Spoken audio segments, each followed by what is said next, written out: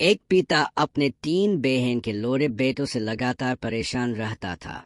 वे हमेशा मुट्ठी मारने पर लड़ते रहते थे और कभी बहन के बोफड़े आपस में मिलजुल कर नहीं रहते थे।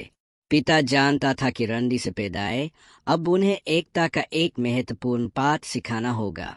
एक दिन उन्होंने अपने बहन के लोरे बेटों को बुलाया और सबसे बड़े बेटे को एक जान सी लकड़ी दी और कहा, इसे तोड़ के दिखा भोसी वाले। तो उन्होंने कहा।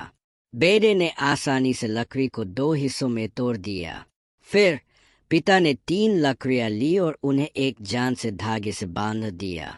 उन्होंने वह गठरी अपने सबसे छोटे मादरचोद बेटे को दी और कहा, अब इन्हें तोड़ने की कोशिश कर, तेरी मका झूठ।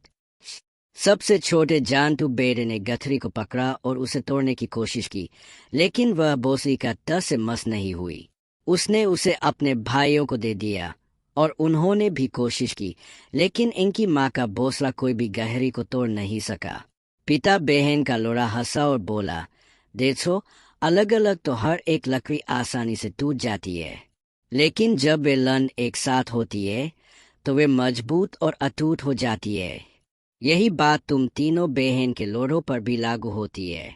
अगर तुम तीनों एक साथ खड़े होकर एक दूसरे का सहारा बनोगे तो तुम भी मजबूत और अटूट बन जाओगे।